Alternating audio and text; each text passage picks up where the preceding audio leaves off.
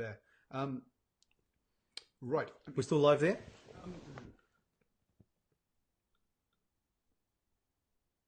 That's still live. We're still live there. Are we still live?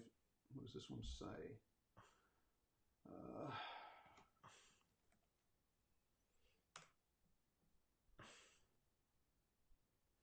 Sorry, folks. We're having a bit of technical, just checking up on some technical issues. We thought we sorted this by using 4G, but it doesn't seem to be playing ball at the moment. But we're still going live out. We still think we're going live out. But we're just the restream to YouTube is and it's dropped. Restream says it's online. So there we go. We're going to bash on anyway. Actually, let's just run through Saracens. I don't see where they can how they're going to be able to spend their money. Exeter Chiefs, we think can because they've got their own stadium. Trying to run down the table. We're going to have you've got your Leicester Tigers, Northampton Saints, Gloucester, all own their own stadiums. Bath, obviously building a new stadium. They can all expand their stadiums quite happily. Whereas teams like Wasps, which have just got themselves a massive stadium, I guess they can pay off some of their debt. That's pretty much where they're going to spend their money. Sale have got a what do you call it? Basically got a fixed size stadium. They're not going to expand that one. So I reckon about half of them can probably expand their stadiums and half of them can't. And it will just be about paying off debt, basically. Yeah, exactly. So that was actually on a serious note. Obviously they can pay down debt. Mm-hmm. And the other thing that would be a wise choice of those teams that really can't develop their stadiums is actually to invest that money so that they've got, through the bad times, they've still got some income streams coming through from other channels. Which is how Exeter Chiefs managed to make their income, because they basically run a Lenaire, great to see you joining us. Thank you. Exeter Chiefs basically have a stadium that is a conference centre that happens to host some rugby occasionally, and that's how they make their money. So that's how that's how they manage to make themselves. Okay, now rabbit hole. Rabbit hole. What rabbit hole are we diving down now? We are going to reverse back the truck up. Yeah. To 2015 yes. Rugby World Cup final. Yes. In the second half, yes. we have Sonny Bill Williams and Manonu yes. Ripping Australia to shreds. And we've had a time warp. And you know what? In a month's time, we will see Sonny Bill Williams and Manonu ripping the Crusaders to shreds in the opening game of Super Rugby. Is that what's going to happen? Don't get me too excited. Well, you're getting me all excited. Yeah. Teaching that the young fella from down there who's from up here how to play the game in the midfield. Goodhue, exactly. Now I think Goodhue and Sonny Bill Williams, to be honest, are both going to be rested because of All Blacks, so they're not going to meet in that game. But good point. As a potential midfield pairing. Do you really expect to see Sonny Bill and Manonu play together? Oh yeah, absolutely. Well, they're in the squad. At the end of the day, from what we're understanding and media reports coming through, Manonu's training their house down. He seems to have had an attitude adjustment from the previous time that he's been in Super Rugby. In terms of how he approaches the rest of the team and the input into the rest of the team. So the noises are right, but look, I'm a Blues supporter, so I'll wait for it to happen on the field, for the results to be put out on the field, and then we'll see where we go from there.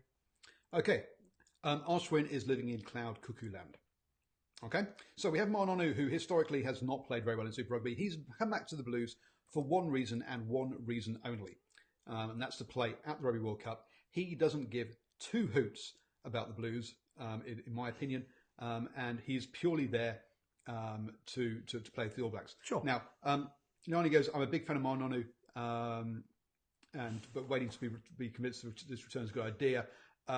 I personally think that I'm a massive fan of Manonu as an All Black. I am not a massive fan of Manonu as an ex-Blues player or an ex-Hurricane on the whole, or even an ex-Highlander. Yeah. So here's the issue, right? As the fact is that Previously, when Manonu was an All Black, when he wasn't. He was an All Black. Previously, he was an All Black. So if he didn't put in performances at Super Rugby level, he still had his All Black jersey. He didn't have to earn the All Black jersey. He got it as of right because he had his history behind him, right? This time, he doesn't have that. So he still needs. People are gonna be questioning things very hard if all of a sudden he magically appears in the All Blacks again. He's gonna have to put it out on the paddock. He can't just waltz back into that All Blacks lineup. I hear what you're saying. It won't happen. And I guess he's come back for. It's very much his. It's about him. It's definitely not about the team, and we've seen that already in the fact that he's not done. He's not done any media work for the Blues. Yep. Whereas he's the biggest signing for the Blues, clearly for this season, and yet he's did no press when he signed. He's done no. I've not seen him do any press pre-season so far. This isn't a thing about. There doesn't seem to be Mr. Team Man, and to fit in to play well on a rugby pitch, you need to be a team man. I'm not seeing that from the way he's behaving off the pitch. Yeah. At the end of the day, if he wants a black jersey, he has to put performances on the field. I think we talked about it. Just some of the conversation we're having about the corporate world and teamwork and all that sort of thing. You can't look good if your team is playing crap, right? So he's got to make sure the team performs for him to look good, for him to get a black jersey. He's not in the position where he's got the black jersey of right.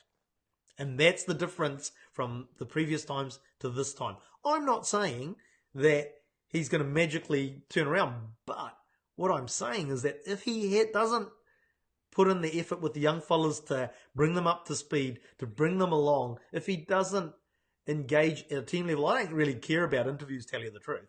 I'm not too worried about that. I'm worried about performances on the field. At the end of the day, if he doesn't put the performances on the field, it'll be because he hasn't worked with the team.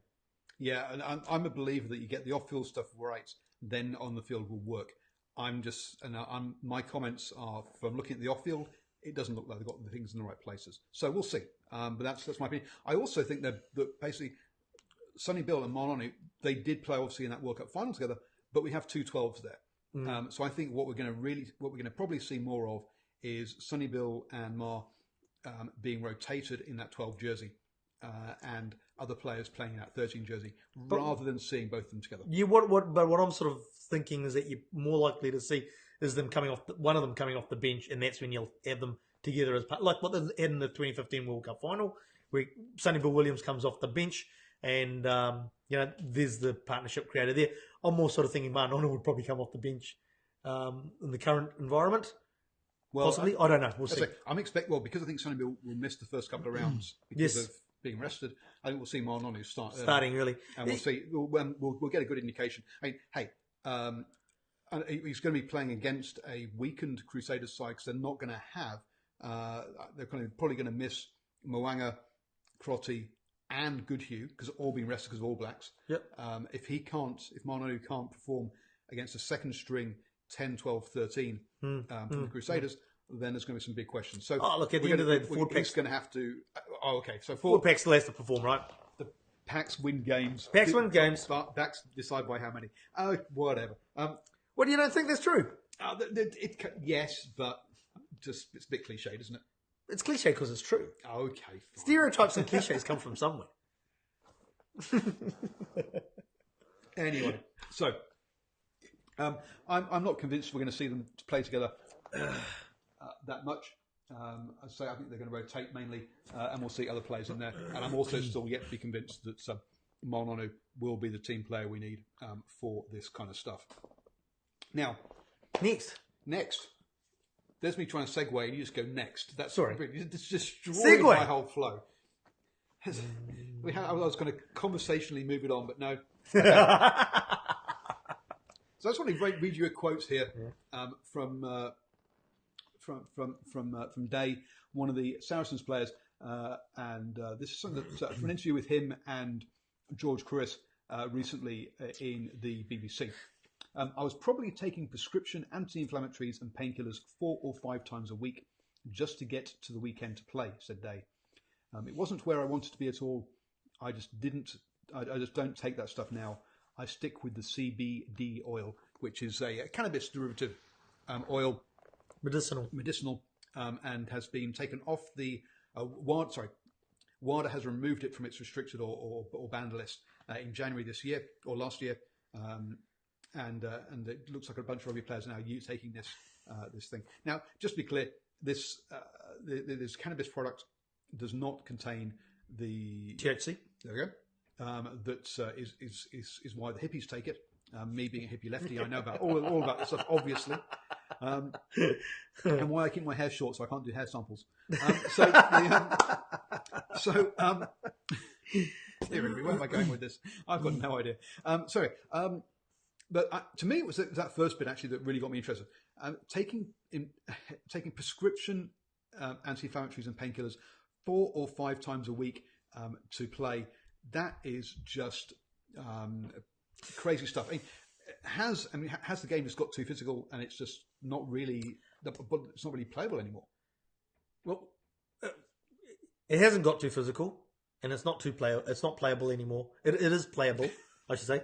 I got to make sure I got my double negatives right, otherwise it doesn't come out right. It is playable because if it doesn't, we don't have an ability to do this show or to try and monetize it and get a living out of it, doing something that we want to do, because we won't have a sport to comment on. Let's just rewind. For those of you who are wondering, we do not actually currently make a living out of this. There is some money to help cover the cost of these sort of things, but that's pretty much about it. So if you'd like to help us in that say, become a Patreon at patreon.com/driving more. You can help us produce more of this wonderful stuff, and I can actually live on Arswin's couch here and do one of these shows every single night and really upset his wife. Sorry. It is a tough game. It's the physicality just ratchets up more and more. But it is what it is. I don't think at the end of the day there's certain parameters that or certain changes that can be made, but it's not really going to change the physicality of the game. In fact, we've seen in the past where they've tried to make some changes due to the physicality, and really it's created more problems. The concussion issue with the tackler going too high. We've commented with many rugby fans about the fact is that it's not as simple as the tackler going lower and lower, because that just means that the tackler is getting concussed and not the person holding the ball. So, the reality is that the game's not going to change in terms of its physicality. This is a great alternative that might be a good way to manage some of the pain as opposed to painkillers, because anybody who's taken painkillers know that they're not fun to take. Tramadol in certain environments can have some fun effects, but the reality is that it plays havoc with your systems, internal systems, your gut in particular.